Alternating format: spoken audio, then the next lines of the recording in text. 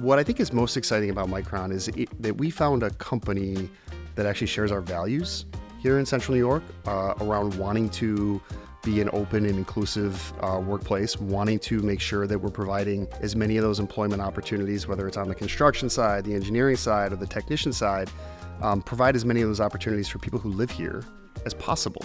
And they picked here for all those reasons. And it's just this remarkable validation, I think, of the fact that our community matters.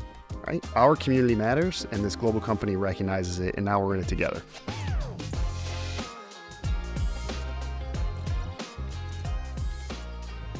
Today in the studio, we have Rob Simpson. Rob is the president and chief executive at CenterState CEO and brings over 25 years of experience leading the organization's effort to promote economic development and growth in the CNY region. Most recently, Rob was named on the 2023 Economic Development Power 100 list by City and State New York. Rob, super excited to have you on the show today. Thanks for having me. Glad to be here. So throughout your time at CenterState CEO, you've probably seen a lot of ups and downs and changes in the Syracuse, Central New York area. Let's just start there. Kind of walk me through some of that time and lead me to where we are today. Yeah, it's weird when you talk about sort of having been in this job for over 20 years. It's like on some level, it's sobering, right? I mean, this has been almost my entire professional career since I moved back to Syracuse in 2003. After having spent some years in Washington, D.C. on Capitol Hill. But, I was still kind of a kid when I moved back here. And the fascinating thing about my journey here in Central New York is I feel like I moved back at a time when the community was just about to hit its low point, right? So early 2004 was when Carrier closed their manufacturing in Central New York. And that was like very symbolic because Carrier was associated with Syracuse, right? And very shortly thereafter, New Venture Gear closed their operations. They were bought by Magna and then closed, and that moved offshore. And Syracuse China closed, and there was this stretch of 3 or 4 years where the economic condition of the region, not only was it not getting better, but it was getting worse. And my job when I moved back in 2003 was to help craft a strategic plan to turn our economic circumstance around. And you can imagine as a young kid, ambitious person, wanting to see this place that I grew up turn around, how frustrating it was to actually see it going rapidly in the other direction. And now, the other side of the bookend, to have been here for, pretty much my entire career and to have seen the remarkable transformation in this community, the energy, the optimism, the job growth, Micron, young people moving back here in droves, the vitality in our center city, our neighborhoods coming back.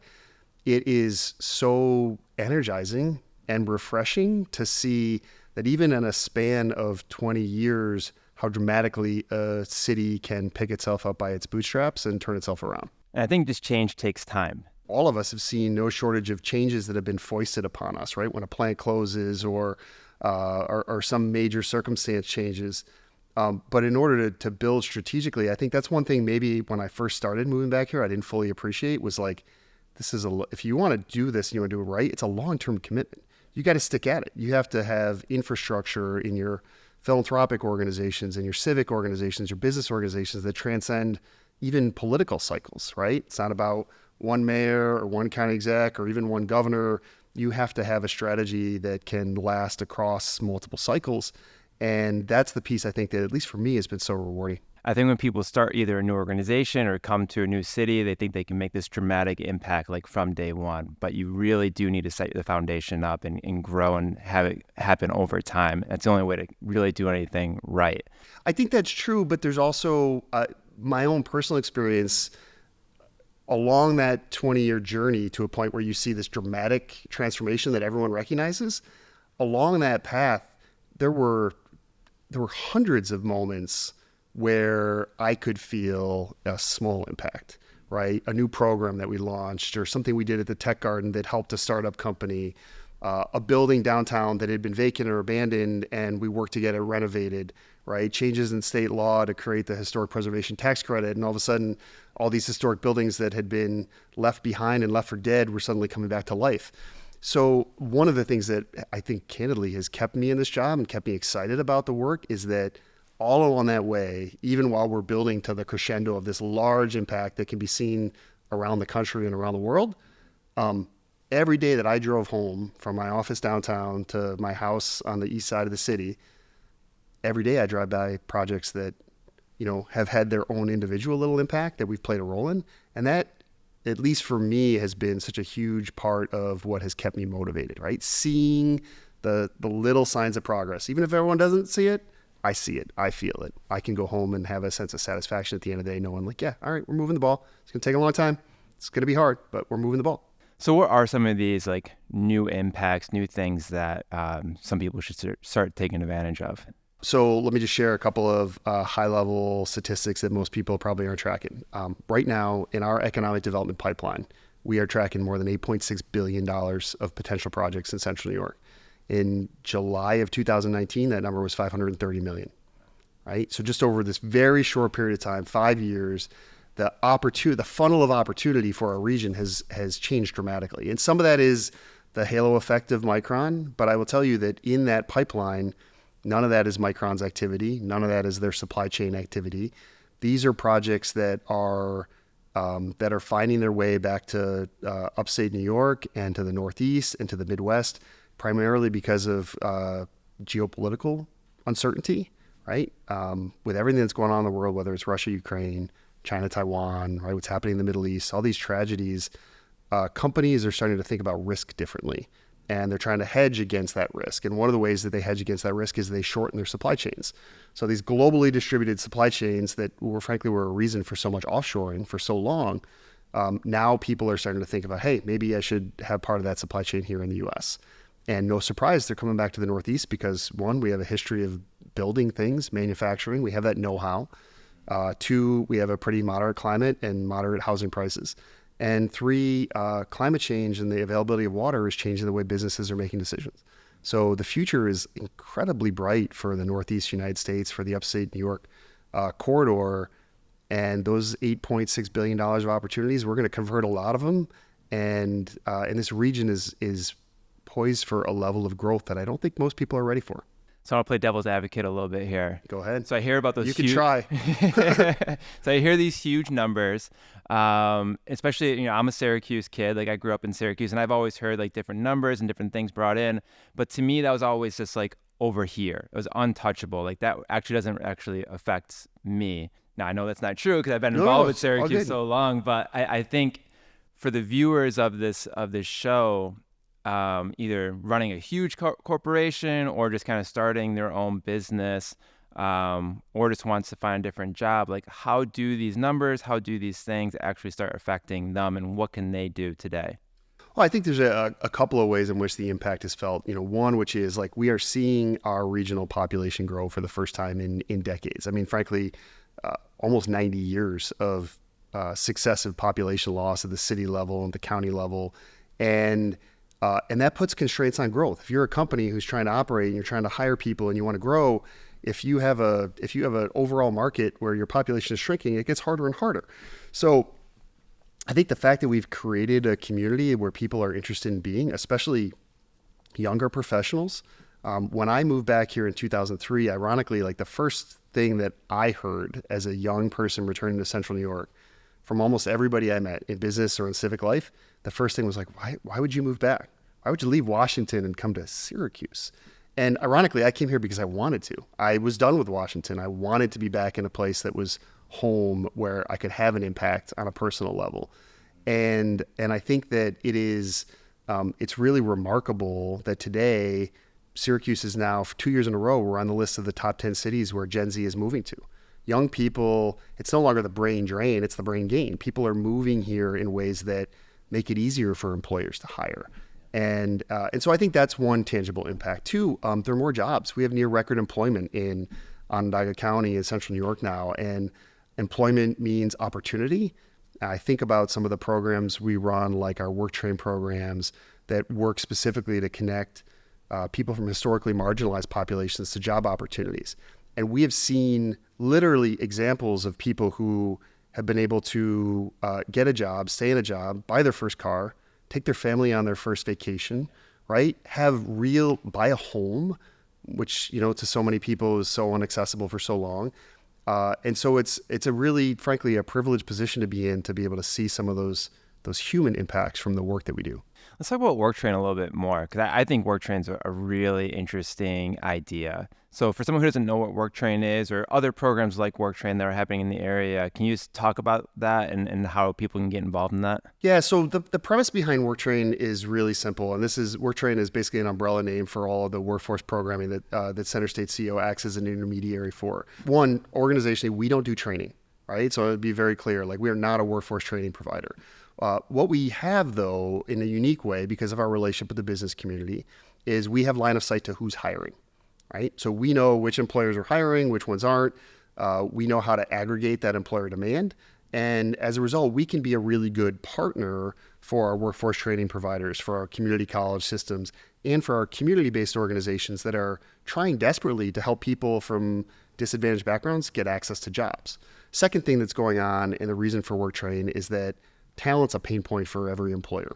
And part of our message to employers, whether they're large healthcare systems or small entrepreneurial companies, is that most traditional talent acquisition strategies overlook huge portions of our population, right? They just don't look in places like our neighborhoods in our cities. There's a ton of human capital. There are people with skills and with aptitudes that, for a variety of reasons, And a want. They want to work. Yeah, they want to work these great want to jobs. work. Yeah. Right. That narrative that people don't want to work is just such a fallacy, that overlooking those populations is a mistake from a talent acquisition standpoint. And so part of Health Train is about trying to ensure that we are focusing on what we call our hidden talent pools and unlocking those talent pools so that our employers get access to the talent they need, and so that people in our community that have been left behind get brought along for this wave of economic growth that we know is coming.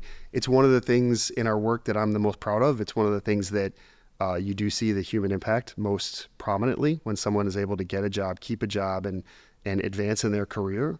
And I love it. Just brings me joy and satisfaction to be able to be a part of those successes for people who live here in Central New York. I think the work train idea is such a win-win-win for everyone. The companies get to win because they're essentially getting people that have already been trained for those specific jobs. So you lose a lot of that training time, and anyone who owns a company, there's a lot of training time and a lot of costs with training. And then you get people who really want the job, and these are good jobs. And I think that's the most interesting part about it. Like I did a video on Health Train. Yeah. And I was just like, what is this? And it took me so long just to understand, like, oh, they're getting free education to learn how to do a skill that, usually is like a $60,000 to $75,000 like job. Like these are good jobs. Yep. And now I'm seeing that even more with Micron and the OCC, and there's other initiatives to get those jobs filled. So it's such a great opportunity for everyone. It's a win-win-win. 100%. Yeah. Can you talk about the Micron opportunity with these jobs and getting educated to move into those jobs, kind of talking about the education prospect there? Because I'm sure there's a lot of people here that are listening that may want to better themselves or find a different opportunity. Yeah. So listen, Micron is the most exciting thing, the most dramatic change that's happened in our market in the last couple of years. And it's going to impact every aspect of our life in Central New York. It's already impacting housing prices. It's going to impact the job market. It's going to impact the kinds of service we get at our airport, right? Because we're going to be growing and more travel to places like Asia and other parts of the world. It's all very exciting. What I think is most exciting about Micron is that we found a company that actually shares our values here in Central New York around wanting to be an open and inclusive workplace, wanting to make sure that we're providing as many of those employment opportunities, whether it's on the construction side, the engineering side, or the technician side, provide as many of those opportunities for people who live here as possible. Now, Micron's a global corporation. They need to hire people. And our responsibility, they need to hire people no matter where they live. Our responsibility as a business leadership organization, our community partners, our community college system, is to make sure that we are empowering our local residents to get those opportunities, to be trained and ready when Micron starts hiring. So Micron's going to hire somewhere on the order of 4,000 technicians across the 4 fabs over the next 15 plus years. And each and every one of those opportunities is a chance to take someone who wants a job, who needs a job in Central New York, and put them to work, in some cases in jobs that are paying $75,000, $80,000, $90,000 a year. Great jobs with opportunities for advancement. So there's an organization called the Future Ready Workforce Innovation Consortium. CenterState's helped leading that effort. And we have over 40 different community-based organizations, educational institutions, and workforce training partners at that table who are working together with Micron to understand what the skills of those technician jobs are and to take all the resources and all the programs from all of those 40 partners and point them at that problem and point them at the solutions that we're building to get folks from our community into those jobs. It's so rewarding when you're able to transcend organizational and parochial boundaries, get people pulling in the same direction. I'm very confident that we're going to have a really significant impact. Part of that, though, is enabled by the fact that Micron's being a good partner. They're sharing their job descriptions with us. They want to hire people from the community. They are encouraging and empowering us to chase resources and grants to help train as many people as they're going to possibly need. And I think that just leaves me very bullish about what opportunity is going to look like in Central New York in the next couple of years. Not in a million years did I ever think that Syracuse, New York, and the Central New York area would be a semiconductor superhighway, a technology hub, right? Who would have thought? You always hear about Silicon Valley, all the way on their side of the world, pretty much. Why here? Why Central New York? Why is there just such an investment? What are opportunities? Because this is a brand new sector. I mean, there's tons of people that probably still have the mindset that I had 25 years ago today, that technology is just never going to happen here. But it is. It's coming. So how do people get prepared for that? It's happening here, and ironically, we've known it needed to happen here for 20 years. I mean, I still remember that first strategic plan that I helped write in 2003, and it was about making that transition from a traditional sort of post-industrial economy into a knowledge-based economy, into a technology-based economy. And in a lot of ways, I look back at the work of the last 20 years, and it's been like baby steps along that continuum. I think the other thing we have to recognize is that while semiconductor manufacturing is actually relatively new to Central New York, advanced microelectronics manufacturing is not new. We have Lockheed Martin, we have SRC, we have Saab, we have TTM, we have Welsh Allen and Hill-Rom Baxter, right? We have this JMA Wireless. We have these remarkable companies that are doing incredibly innovative things in the advanced manufacturing space. And so it's not that large of a logical leap.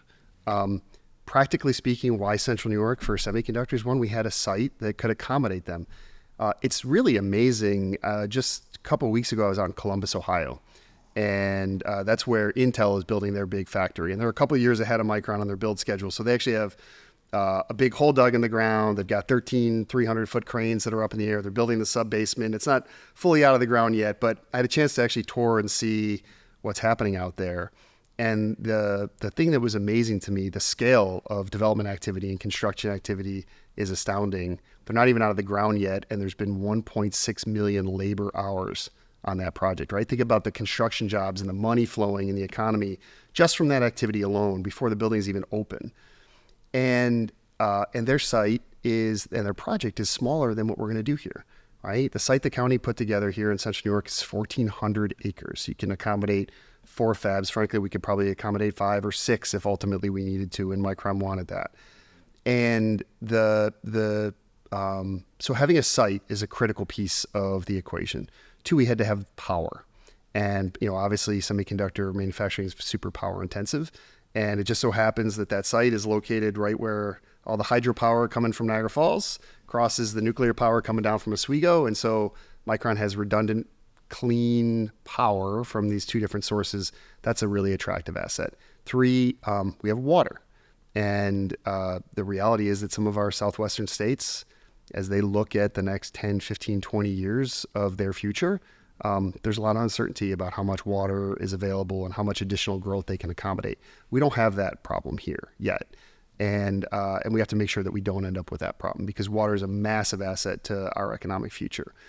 But then I think it comes down to the intangibles, right? 1, we have this remarkable concentration of higher education institutions in upstate New York that I think was a real appeal to Micron. And I'll give you one data point that we used in the recruitment process that I think was really powerful. Within 2 hours of where we're sitting right now taping this podcast, there are 7,250 engineering graduates who graduate from one of our colleges and universities every year, right? 7,200, it's a renewable resource.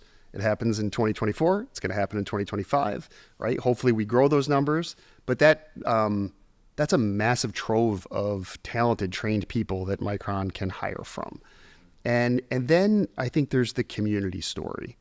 And the community story for Syracuse is, in my mind, This is a place that that was globally relevant 100 years ago, right? On the Erie Canal, making products and goods and services that were literally a part of the development of the entire world, from air conditioning to automobiles and beyond. And it's a community that, for a lot of economic and demographic reasons, lost that shine, and that has been working really hard to put itself back on the map and globally relevant. And there's an element of grit and tenacity. There's an element of stick-to-itiveness. I've had senior executives at Micron tell me that part of the reason they made this investment in Central New York was because of the team that they got to interact with, right? County partners, us, the state, Senator Schumer's team, all of our community, philanthropic, academic organizations. What they walked away from their interactions with our community was a place that was hungry, a place that believed in itself, a place that had successfully pulled itself out of very difficult times. Like, that's hard. Like, what we've done in Syracuse over the last 20 years is hard to turn around, and we demonstrated that we could do it.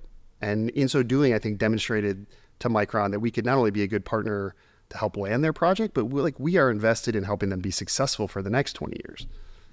That's why they picked here, more than any other reason, is the combination of those factors. And, not for nothing, but it feels amazing to have gone through this incredible site selection process. They could have gone anywhere in the world, would have welcomed them with open arms, and they picked here for all those reasons. And it's just this remarkable validation, I think, of the fact that our community matters, right? Our community matters, and this global company recognizes it, and now we're in it together. What I am so excited about for the Micron situation, and just everything else, is the trickle down effect, because you have all these different people coming into Micron or staying here because of Micron. And I'm just using Micron as one example of all the different things. But you're going to need more restaurants, you're going to need more houses, you're going to need more of everything. And so there's so much more economic development that can and will happen because of these. So for someone who doesn't want to maybe necessarily work at Micron, but may want to start their own business, do you have any advice for them? Yeah. One, follow your passion. If you're excited about starting something, I think I have the utmost respect for entrepreneurs because of the risk taking associated with it, because of the depth of belief that they have to have in themselves and whatever their idea is. I would also say that I think, we run the Tech Garden and all the programs associated with it. And so we have a lot of experience working with entrepreneurs. And I will just say that, for those who are thinking about starting a business, don't be afraid to ask for help. I know there's this mentality, I'm going off and I'm doing this on my own, and you don't have to be on your own. There are other people, I'm looking at one, right? An entrepreneur started a business, successful. I'm sure you made some mistakes. You did some things right. Made a lot of mistakes. You've got Still knowledge to impart on those people. And I just encourage folks to come out of the woodwork. Find programs like the Keenan Center at Lemoyne, or the Tech Garden, or Southside Innovation Center at SU, and reach out and ask for help and join the community of people that want our entrepreneurs to be successful. I have a theory, and it's borne out by data, but I believe this as strongly as I believe anything in the field of economic development. Successful communities start more businesses than they lose. And all the attention, rightfully so, is on Micron and all these other big projects. TTM, we just had PPC announce another 100 jobs this week. We're on a roll, but the reality is we can't be complacent and expect that we can just allow Micron or any other company to manage our economic future for us, right? We did that in the 50s, 60s, 70s. GE was we're a GE company town, and we're a Carrier company town, or a new venture gear town. And those companies all eventually left. Successful economies start more businesses than they lose. And so one of my priorities, just from a leadership perspective, is trying to remind our partners in the Central New York ecosystem that while, yes, we have to focus on Micron, we got to be excited about it, we got to help them be successful. Of course, we can't stop doing the things that got us to the point where Micron wanted to be here, right? We can't stop investing in entrepreneurs and in technology and in startups and all the other elements of our community that made us a place that they wanted to invest in. We actually have to do more. And I know maybe for some people, they're like, we're tired. We spent 20 years pulling ourselves out. Nope, you don't get a break. We got to go. Otherwise, we're going to fall behind the curve. I know from a personal standpoint, I was always against looking for help, having that I can do this myself. I want to prove to myself that I want to do it, right?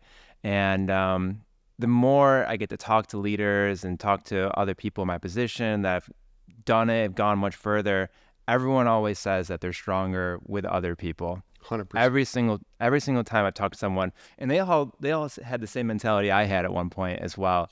And so I find that super interesting. And I do think that solo entrepreneurs do kind of have like that, I don't know, that little grit that they have to do it themselves. But there are a lot of resources available and there's opportunities, and those are there to benefit the community.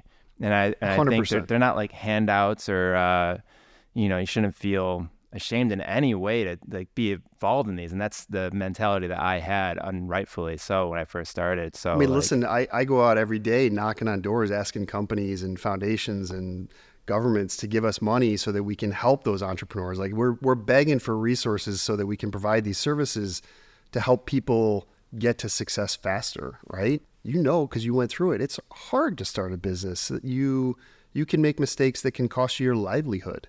And like the last thing we want to do is have people make those mistakes if they don't need to. If a little bit of mentorship, a little bit of coaching, or a program here or there, or maybe a loan or a grant can help them like get over a rough spot to a point where they can be successful. Like it's one of the most rewarding parts of my job, our job, when we get to see a company go from 2 people to 200. Like that's incredible. The economic impact, the human impact that's had, not only for that entrepreneur who is suddenly, likely doing very well for themselves, but think about all the hundreds of people who are employed there and the impacts on their families. Like that's, in my mind, that's what economic development is really about. It's like that multiplier that reaches the humans in our community and manifests itself in people being a little bit more prosperous and safe and comfortable and enjoying life. I've already told this story before, but it is my favorite story, and it's so impactful. And something happened just last night that resonates with me. So my biggest thing at first was all about me. Like I just want to be successful in the company. And then we started having team members, and that grew. And then one of our team members had a kid. Yeah. And now I'm like, I'm kind of responsible in some way for that kid. And just last night, like literally last night, that team member sent me a photo of his kid with a toy that I got him at one of our group outings. And, my immediate thought was just like, all right, like I need to do better, because like not only am I on the line and like 325 is on the line, but everyone that works with me is also on the line, and everyone that's associated with that person is also on the line. It's very easy, I think, to lose that. But I think if you hold on to that, I think it can really push you far. I love that story, and it resonates so deeply with me because I think, the piece that I had the least experience with when I became the CEO of CenterState was management, right? Like I'd been doing economic development for a bunch of years. I understood the policy and the political landscape, but I hadn't managed anybody. And suddenly I was managing this organization and responsible for 65, 70 people. And that responsibility hit really hard, right? Especially like the first couple of times where, maybe we weren't making our budget one year, like, it's scary. But the biggest thing that happened to me was like, I became a dad, right? And in that moment, and it was an instant transformation. It happened in like a quarter of a second. Put your son in the palm of your hand and you're like, oh, that's it, right? And everything changes, and you suddenly realize that my eyes are just being open to this new responsibility to be a dad. But everybody else around me, many of them already had their eyes open. I just wasn't aware of what they were feeling. And then suddenly I was. Then you can't unsee that, right? Then every single human being who walks into your office, you're like, you have all these other things going on outside of your life or outside of your work life, right? An elderly parent that needs to be cared for, or a brother or sister in crisis, or, a kid who needs to get to a doctor's appointment or, have their braces fixed. And it really changed my approach to how I wanted to build the culture for the organization. And I think right now, one of the things I'm the most proud of, if you ask anybody at CenterState CEO, they're going to tell you it is in a remarkably family-friendly place, with a deep set of convictions around our expectations to make an impact in our community, but a complete understanding that people work to support their life, not the other way around. And that we have to allow our employees to put their lives first and their families first. And we have to do everything we can to support them and empower them and help them grow, even if sometimes that means they leave us and they go to work somewhere else because they can get paid a lot more money. Like, I got to be excited about that. If I'm anything other than excited about that, I'm not serving those people, our colleagues, our friends, our fellow residents well. I want to dive into this, but I know we're short on time too. But I want to ask one more question about leadership and running a business, and then I'll wrap it up here. Why should people think about building a great culture, and how do you start that? And I'll give a little bit more background. Again, with my personal experience, I started 325. It was just like, we're going to make great videos. That's it. We're going to grind. We're going to do everything we can to make great videos. And then it matured. And now it's like, no, actually, this is not everyone's like full time thinking about 110% life. Like, they have other things outside of it. And now I'm more focused on like, well, how do I make it a great workplace so they can do a great job when they're here, but then also go home and deal with life, which, is life, and it's difficult. Yeah. So how important is it over the 25 years? Was it always this way? Was there a moment where you're just like, you know what, we got to really focus on culture? Just walk me through. Like, I think it's super important. Yeah, I would say I think I've always been sensitive to culture, but I would say the longer I've done it, the more I understand how important it is and the more I focus on it. Like I said, when I started, I had very little organizational management experience. And so I think what I'd learned about culture, I learned the hard way. Like, when things weren't working and people were frustrated and feedback coming from employees was like, like these processes are broken and this slows me down. Like the temptation as a leader in that moment is to be like, God, like, I'm doing so many things to help all of you and you're so ungrateful.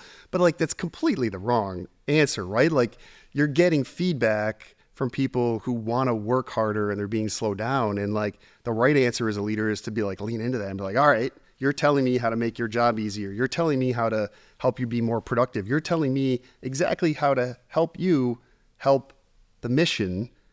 And I got to listen. I don't think you can ever undersell how important culture is. And I'll just give you a good example. I have probably no fewer than 10 or 12 people on our team at CenterState CEO who could be off running their own organization in Syracuse or in some other community. Amazingly talented humans that we've just assembled onto a team. And if we didn't have a culture that valued them as individuals, if we didn't have a culture that empowered them to lead in their own way, right? Maybe not to be the CEO, but to be out there and to be visible and to be seen as a leader in the community doing important work. If people didn't have fun when they come to work, and most importantly, if people didn't feel like the organization was set up to allow them to have impact, right? I'm motivated by impact. They're motivated. You don't come to work for CenterState if you don't want to make an impact on your community. If our culture didn't enable that, we wouldn't pull good humans in. We wouldn't keep them working for us when they could be elsewhere doing other things, maybe making more money or getting more fame or accolades. Like, that culture is what enables our success. And honestly, it's when it's working really well, it's magical, right? And when it's not working well, like, the temptation is to get frustrated, but like, I've now trained myself to take that feedback and like roll up my sleeves and work on it. Because I know that literally probably nothing else that I could do in that day or that week is going to be more important than tending to culture. Not taking a phone call from the governor or going on a trade mission to some other place. Like, the most important thing is always going to be to tend to the organization and the people. All right. I wrap every show with 3 questions, Rob. The lightning round. Do you have a favorite book or a book that you would recommend to our viewers, and why? I have so many favorite books. I love to read. I read a ton. I probably have 6,000 books in my house. A favorite book. Actually, I want to stop you right there. My wife hates that I collect books. Should you collect books? Should you give away books? I feel like that's a personal choice. I don't feel like I should tell anyone what they should do with their books. I feel like I like to collect books. I love to see the spines of the books that I've read and to be reminded of the lessons I took from all of them. There are times where it gets a little obsessive though, and like, I have a lot of space in my house dedicated to books. So like, I could understand an alternate perspective. Books to me are like trophies. Like, yeah, I read that one. Yeah, I did that. I also think it's cool. I actually really love sharing books. I don't do it a lot. And I only do it with books that like resonate with me on like a deeply personal level. Like, I don't usually hand someone a leadership book that I read and be like, oh, read this. This was great. Like, if I'm going to share a book with you, like I'm going to give you an example of a book and you're going to be like, huh, that's not what I expected. So my favorite book, it's a book by a gentleman by the name of Rick Bass, Winter Notes from Montana. And it is literally a collection of stories from this guy. It's slightly autobiographical. And this guy who moved to Montana, to this super remote valley in Montana from big city life, and how he experienced his first winter in this like completely different environment, right? And there's just like one sitting here talking about it, like I can close my eyes and like read the passages of the book. I've read it so many times. There's this one montage in the book where he's sitting in his little writer's cabin on his ranch, and he's sitting by the wood stove. And he's talking about how different types of wood from his property burn differently. And like he's describing in like minute detail how some burn blue and some burn red and some feel warm and some feel cool. And like, I remember the first time I read that just being like, oh my God, like to be so present in a moment and undistracted by all the things that distract us, that you can pay attention to how different types of wood burn and then have the patience to describe it in like poetically lyrical form. Like that's a gift. That's awesome. And so, yeah, that book, if I'm having a bad day and I just need an escape, I love reading different sections of Winter Notes from Montana. You've been doing this for quite some time. What keeps you passionate? What keeps you going? I think more than anything, it's the ability to see impact, right? If I couldn't see that the monumental effort that we put into things was actually manifesting itself in like a better community. We talked earlier about, the building downtown that was vacant, that's all of a sudden not, or, the tech company that went from 2 to 200. Those things, that's what lights my fire. That's what keeps me coming back year after year, just chipping away at these goals that like were just ingrained in me when I first moved back here. Like the process of writing that first strategic plan in 2003, I could probably recite to you almost word for word everything I wrote 56 pages 20 years ago. And I'm never letting it go. Like that was the roadmap for where we needed to be. And yeah, we've deviated here and there, but largely like consistent in terms of our strategy, being able to see the little incremental steps along the way, building towards this bigger narrative that we've now are starting to realize and our eyes are starting to open to, has been remarkably impactful. And I think the reason why that has been the thing for me is that before I moved back to Central New York, I had never experienced that professionally. For the first 7 years of my career, I didn't feel like anything I did mattered. And I was doing things that from the outside looking in, somebody would be like, oh, that's a super important job, right? I was a speechwriter for a U.S. Senator in Capitol Hill, right? But like no speech I ever wrote changed anyone's opinion on anything.